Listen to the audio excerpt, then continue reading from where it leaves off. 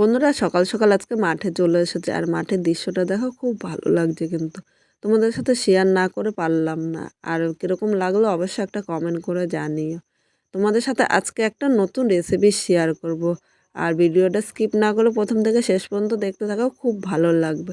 তোমরা তো পনির খেয়েছো, আজকে দুধ ছাড়া আমি পনির তৈরি করব, বাঁধাকপির পনির। আর বাঁধাকপির পনিরটা কিন্তু খুব সহজেই তোমরা করে নিতে পারবে। এইভাবে রান্না করে দিলে কেউ কিন্তু বুঝতে পারবে না যে এটা বাঁধাকপি দিয়ে করা হয়েছে, একদম পনিরের মতো লাগে আর খেতে কিন্তু দুর্দান্ত হয়। আমি কিভাবে করলাম চলো দেখে নেওয়া যাক। একঘেয়ে বাঁধাকপি না খেয়ে আজকে আমি যেভাবে তৈরি করছি সেভাবে করতে পারো, বাঁধাকপির পনির তৈরি করবো। আর কীভাবে করবো দেখতে থাকো। বন্ধুরা এখানে বাঁধাকপির দুটো পাতা দেখো আমি ফেলে দিলাম, এইভাবে পাতাটা উপর দিয়ে ভালো ছিল না তাই পাতাটা ফেলে দিয়েছি। তোমরা ইচ্ছে করলে রাখতে পারো, তবে পরিষ্কার পাতাটা নেওয়াই কিন্তু ভালো। এবার বাঁধাকপিটা কেটে নিলাম, আমি বাঁধাকপিটা 2 টুকরো করে নিয়েছি। দেখো এইভাবে বাঁধাকপিটা কেটে নিলাম। বন্ধুরা আমি এখানে 2 পিস করে নিয়েছি, তোমরা ইচ্ছা করলে 4 পিসও করে নিতে পারো। এবার একটা পাত্রের মধ্যে আমি জল নিয়ে নিলাম, প্রথম বাঁধাকপিগুলো আমি ধুয়ে নেব। এখানে দেখো একটা বাঁধাকপি নিয়েছি আমি, আর দুটো মাঝারি সাইজের আলু নিয়েছি। তোমরা আলুটা ইচ্ছা করলে স্কিপও করতে পারো। একটা টমেটো নিয়েছি। এবার এগুলি ভালো করে আমি ধুয়ে নিচ্ছি। বাঁধাকপিটা এইভাবে ধুয়ে নেব, আর পরে কিন্তু আমি আর ধোবো না। এবার বাঁধাকপিটা আমি তুলে এক সাইডে রেখে দিলাম। বন্ধুরা উনানটা ধরিয়ে দিয়েছে, এবার কড়াইটা আমি বসিয়ে দিলাম। কড়াইয়ের মধ্যে প্রথমে জল দিয়ে দিলাম। এবার এর মধ্যে দেখো কেটে রাখা বাঁধাকপি দুটো দিয়ে দিলাম, একটা টমেটো, আলুটা যে কেটে রেখেছিলাম আলুটা দিয়ে দিলাম, 3 টুকরো আদা দিয়েছি আমি। একই সাথে আমি কিন্তু সেদ্ধ করে নেব। 5টা পাকা লঙ্কা নিয়েছি, তোমরা ঝাল যেরকম খাবে সেই হিসেবে লঙ্কা নেবে। আমি এখানে পাকা লঙ্কা ছিল তাই দিয়েছি, তোমরা ইচ্ছা করলে কাঁচা ও পাকা লঙ্কা মিশিয়েও দিতে পারো, বা এর সাথে কাঁচা ও শুকনো লঙ্কা কিন্তু মিশিয়েও করতে পারো। এবার বাঁধাকপিটা এইভাবে চাপা ঢাকা দিয়ে আমি সেদ্ধ করে নিচ্ছি। 5 মিনিট সেদ্ধ করে তোমাদের সাথে আবার দেখাচ্ছি। বন্ধুরা এখানে বাঁধাকপিটা সেদ্ধ করে নিয়েছি, আর একবার আমি বাঁধাকপিটা এইভাবে উল্টিয়ে দিয়েছিলাম, নাহলে এক পিঠ কিন্তু সেদ্ধ হতো আর এক পিঠ সেদ্ধ হতো না ভালো করে। এবার আমি বাঁধাকপিগুলো এইভাবে জল ছাড়িয়ে তুলে নিচ্ছি। এখানে দুটো বাঁধাকপি তুলে নিলাম। এবার এর থেকে আমি আলু, টমেটো ও লঙ্কা, আদাগুলো একসাথে কিন্তু তুলে নিচ্ছি। সব কিছু নামিয়ে নিয়েছি আর আমি 5 মিনিট ঠান্ডা করে নিয়েছি। এবার আলু, টমেটো আর আদা ও লঙ্কাটা আমি আলাদা করে নিয়ে নিলাম। এই বাঁধাকপিগুলো এবার আমি ছোট ছোট করে কেটে নিলাম। দেখো এইভাবে কেটে নিলে কিন্তু আমার মিক্স করতে সুবিধা হবে। আর মাঝের যে শক্ত অংশটা সেই শক্ত অংশটা কিন্তু আমি ফেলে দেবো। এবার বাঁধাকপিগুলো আমি একদম ছোট ছোট করে কেটে নিচ্ছি, আর ছোট ছোট করে কেটে নিলে আমার মিক্স করতে কিন্তু সুবিধা হবে। পাটায় বাটলে একটু দেরি হবে, তাই আমি মিক্সচারে একদম মিহি মিক্স করে নিয়ে আসছি। এখানে বাঁধাকপিটা দেখো একদম মিহি করে বেটে নিয়ে এসেছি, আর এইভাবেই কিন্তু মিহি করে মিক্স করবা, এর মধ্যে যেন বাঁধাকপির পাতাটা না থাকে। এবার আমি এরকম একটা পাত্র নিয়েছি, এর মধ্যে বাঁধাকপি মিক্সটা নিয়ে নিলাম। তোমরা কিন্তু এর মধ্যে আলাদা করে আর জল দেবে না, জল দিলে এটা পাতলা হয়ে যাবে আর ভালো হবে না কিন্তু পনিরটা। মিক্সচারে বাটিতে যতটা বাটা লেগেছিল আমি বাটিতে কিন্তু চামচ দিয়ে নিয়ে নিলাম, এখানে একটু জল দিইনি আমি। বন্ধুরা বাঁধাকপিটা দেখো অনেকটাই কিন্তু পাতলা আছে। এটা একটুখানি মাখার জন্য আমি 2 চামচ চালের গুঁড়া নিয়ে এলাম। তোমরা কিন্তু খুব বেশি চালের গুঁড়া নিও না, তাহলে কিন্তু শক্ত হয়ে যাবে। আর পনিরটা একটু নরম নরম করার জন্য আমি 2 চামচই নিলাম, এর বেশি কিন্তু নেব না। স্বাদ অনুযায়ী লবণ দিলাম, অবশ্যই লবণটা স্বাদ অনুযায়ী দিও। আর পনিরটা কিন্তু একটু মিষ্টি হয়, মিষ্টি মিষ্টি খেতে হয়। আর এই পনিরটা সেই একই পনিরের স্বাদ আনার জন্য এখানে আমি 1 চামচ আমল দুধ দিয়ে দিলাম। আমল দুধটা দিলে কিন্তু পনিরটা খুব সুন্দর হবে আর একদম পনিরের মতো লাগবে খেতে। সব কিছু এই হ্যান্ডউইকের সাহায্যে ভালো করে মিক্স করে নিচ্ছি। আর এটা ফেটিয়ে নেবে, ভালো করে ফেটিয়ে নিলে কিন্তু এর কালারটা দেখবে অনেকটা চেঞ্জ হয়ে যাবে। দেখো বন্ধুরা এইভাবে 5 মিনিট ভালো করে আমি ফাটিয়ে নিচ্ছি। যত ফাটানো ভালো হবে তত পনিরটাও কিন্তু সুন্দর হবে। আর এই ফাটাতে ফাটাতে দেখবে অনেকটা কালার চেঞ্জ হয়ে গিয়েছে। বন্ধুরা এখানে 5 মিনিট ফাটিয়ে নিয়েছি, দেখো অনেকটাই কালার চেঞ্জ হয়ে গিয়েছে। এবার এর মধ্যে আমি 1 চামচ সাদা তেল দিলাম। অবশ্যই তোমরা কিন্তু সাদা তেল দিও, সর্ষের তেল দিলে সর্ষের তেলের একটা গন্ধ, তখন কিন্তু খেতে ভালো লাগবে না। এবার তেলটা ভালো করে মিশিয়ে আমি আরও 5 মিনিট এইভাবে ফাটিয়ে নেব। আর যত ফাটানো সুন্দর হবে পনিরটা কিন্তু তত সুন্দর হবে। এর মধ্যে কিন্তু আমি আর কিছু দেবো না, এইভাবে আমি 5 মিনিট ফাটিয়ে নিচ্ছি। 5 মিনিট পর তোমাদের আবার দেখাচ্ছি। বন্ধুরা এখানে বাঁধাকপিটা দেখো অনেকটাই কিন্তু কালার চেঞ্জ হয়ে গিয়েছে। এবার এটা আমি এক সাইডে রেখে দিলাম। এবার এরকম একটা থালা নিলাম, থালার মধ্যে আমি 1 চামচ সাদা তেল নেব। খুব বেশি তেল নেওয়ার দরকার নেই, কিন্তু তেলটা ভালো করে আমি পুরো থালার মধ্যে মাখিয়ে নিচ্ছি। এইভাবে তোমরা তেলটা কিন্তু ভালো করে মাখিয়ে নেবে। পুরো থালার মধ্যে মাখিয়ে নিয়েছি। এবার যে মিক্সচারটা আমি করে রেখেছিলাম এই থালার মধ্যে দিয়ে দিলাম। বাটির মধ্যে অনেকটা লেগে আছে, আমি হাত দিয়ে এভাবে কাচিয়ে দিয়ে দিলাম সব কিছু। এবার আমি এই চামচটা দিয়ে থালাতে এইভাবে ভালো করে সমান করে নিলাম। পুরো চামচটা দিয়ে দেখো ভালো করে আমি পুরো থালাতে নিয়ে নিয়েছি। এবার এইভাবে ট্যাপ করে নিলাম, তাহলে কিন্তু একদম সমান হবে। এবার এই থালাটা আমি এক সাইডে রেখে দিচ্ছি। বন্ধুরা এখানে আবার কড়াইটা বসিয়ে দিয়েছি। কড়াইয়ের মধ্যে আমি অল্প জল দিয়ে দিলাম, খুব বেশি জল দেওয়ার প্রয়োজন নেই কিন্তু। এই জলের উপরে আমি থালাটা বসিয়ে দিলাম। জলটা এরকমভাবে দিতে হবে যাতে থালার উপরে না উঠে যায়। থালার উপরে উঠে গেলে কিন্তু পনিরটা একদম ভালো হবে না।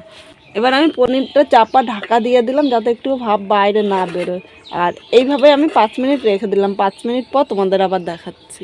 এদিকে পনিরটা হতে হতে আমি মশলাটা রেডি করে নিচ্ছি। এখানে দেখো আদাটা নিয়ে নিলাম, 5টা কাঁচা লঙ্কা সেদ্ধ করে রেখেছিলাম নিয়ে নিলাম, টমেটোটা, যেহেতু টমেটোটা সেদ্ধ করা টমেটো দেখো খোসাটা টানলে কিন্তু খুব সহজেই চলে আসছে। এভাবে তোমরা খোসাটা ছাড়িয়ে তারপরে নিয়ে নেবে। মধ্যে সামান্য জল নিয়ে নিলাম, মিক্সচারে মিক্স করে নিয়ে এসে তোমাদের দেখাচ্ছি। মশলাটা আমি একদম মিহি করে বেটে নিয়েছি। এবার একটা বাটির মধ্যে আমি নিয়ে নিলাম। মিক্সচারের মধ্যে অনেকটা মশলা লেগে আছে। আমি সামান্য জল দিয়ে বাটিটা ধুয়ে তারপর মশলাটা নিয়ে নিচ্ছি। এবার এই মশলাটা এক সাইডে রেখে আমি গুঁড়ো মশলাটা রেডি করে নিচ্ছি। এই বাটির মধ্যে আমি 1 চামচ জিরা নিয়ে নিলাম, আর 1 চামচ ধনিয়ার গুঁড়ো নিয়ে নিলাম, 1 চামচ হলুদ নিলাম, 1/2 চামচ লবণ নিলাম। এবার এখানের মধ্যে সামান্য জল দিয়ে দিলাম।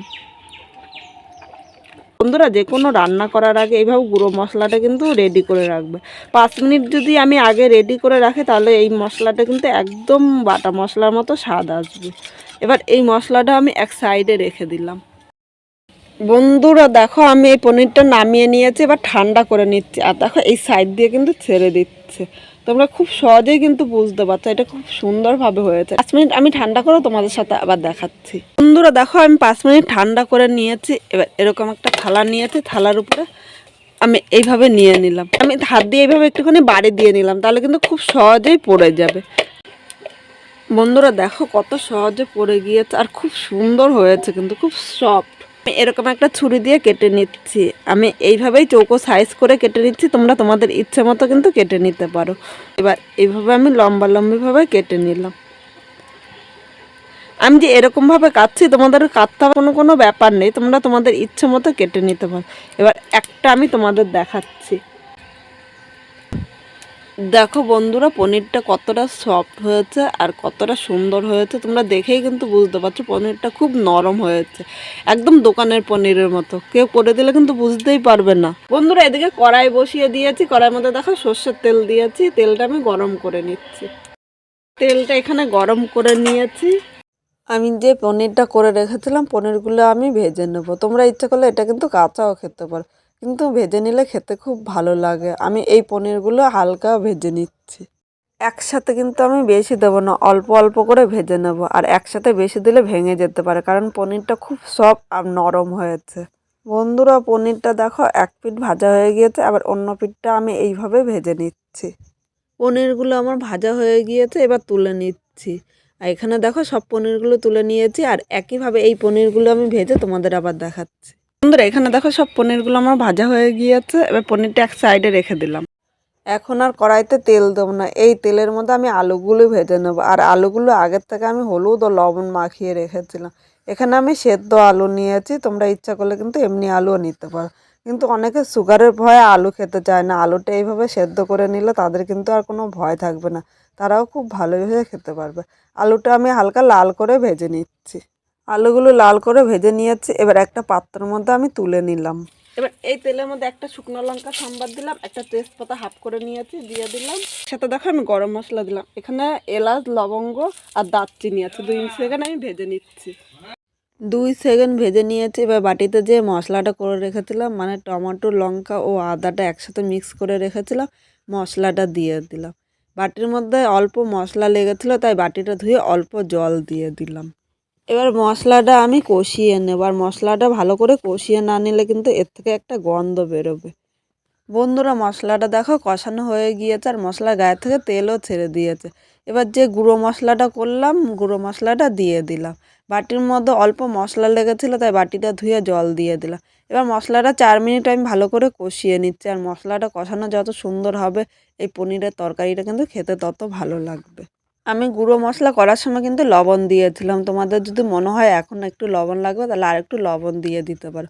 এখানে আমার আর লবণ লাগবে না, আমি লবণটা স্বাদ অনুযায়ী দিয়েছিলাম। তোমরাও অবশ্যই লবণটা কিন্তু স্বাদ অনুযায়ী দিও, লবণটা বেশি দিলে খেতে কিন্তু ভালো লাগবে না একদম। বন্ধুরা আমি যখন পনিরটা ভাজা করেছিলাম তোমরা কিন্তু ভাজাও খেতে পারতে।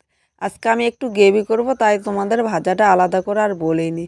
আজকে গ্রেভিটা কিন্তু খেতে দুর্দান্ত হবে, একবার করে তোমরা দেখতে পারো। এটা ভাত বা রুটি পরোটার সাথে খেতে পারো, আর যে খাবে সে কিন্তু বারবার বলবে এইভাবে করে দেওয়ার জন্য। এখানে আমার মশলাটা কষানো হয়ে গিয়েছে, আর মশলার গায়ে থেকে দেখো তেলও ছেড়ে দিয়েছে, সুন্দর একটা গন্ধ বেরিয়েছে। এবার এর মধ্যে আলু দিলাম, আলু দিয়ে আমি 1 মিনিট কষিয়ে নেব, বেশি কিন্তু কষাতে হবে না কারণ আলুটা সেদ্ধ করা ছিল। আলুটা আমি 1 মিনিট কষিয়ে নিয়েছি। এবার এর মধ্যে উষ্ণ গরম জল দেবো। অবশ্যই কিন্তু তোমরা গরম জল দিও, ঠান্ডা জল দিলে একটুও খেতে ভালো লাগবে না। জলটা নেড়ে চেড়ে ঝোলের সাথে মিশিয়ে নিয়ে বন্ধুরা তোমরা ঝোল যেরকম খাবে সেই হিসাবে জল নেবে। আমি খুব বেশি ঝোল রাখবো না, আমি একটু গ্রেভি টাইপের করবো তাই আমি বেশি জল দিলাম না। এবার জলটা আমি ভালো করে ফুটিয়ে নিচ্ছি। বন্ধুরা এখানে ঝোলটা ফুটে উঠেছে, আমি আরও 5 মিনিট ঝোলটা ফুটিয়ে নেব। আর পনিরটা দিয়ে কিন্তু আমি বেশিক্ষণ রাখবো না, তাহলে পনিরটা কিন্তু গলে যেতে পারে। এবার ঝোলটা পুরো ফুটিয়ে নিই, তারপর তোমাদের আবার দেখাচ্ছি। ঝোলটা এখানে ফুটে উঠেছে, এবার আমি পনিরটা দিয়ে দিলাম। পনিরটা দিয়ে আমি ভালো করে ঝোলের সাথে মিশিয়ে নেব আর 2 মিনিট ফুটিয়ে নেব। এখানে কিন্তু বেশি ফোটানোর প্রয়োজন নেই, আর পনিরটা কিন্তু ফোটালে গলে যেতে পারে কারণ পনিরটা খুব নরম আর সফট হয়েছে। বন্ধুরা এই পনিরটা আমি যেভাবে রান্না করলাম তোমরাও যদি রান্না করো তাহলে খেয়ে কীরকম লাগলো প্রতিদিনের মতো আমাকে কিন্তু জানাতে ভুলো না। আর নতুন কোনো বন্ধু থাকলে চ্যানেলটি সাবস্ক্রাইব করে দিও, যাতে নতুন নতুন ভিডিও আপলোড করলে সবার আগে নোটিফিকেশান আপনার কাছে পৌঁছিয়ে যায়। তোমাদের এই একটা কমেন্টের জন্য আমরা কিন্তু অনেক উৎসাহ পাই আরও নতুন নতুন রান্না করার জন্য। বন্ধুরা বাঁধাকপির পনিরটা হয়ে গিয়েছে, এবার এখানে আমি ঘি ও গরম মশলা ছড়িয়ে দিলাম। এটা যেহেতু নিরামিষ একটু গরম মশলা ও ঘি দিলে খেতে কিন্তু খুব ভালো লাগবে। তোমরা অবশ্যই একটু ঘি দেওয়ার চেষ্টা করো। 2 মিনিট রেখে আমি নামিয়ে নিচ্ছি, আর আমার রেসিপিটা কীরকম লাগলো কমেন্ট করে জানাতে ভুলো না কিন্তু।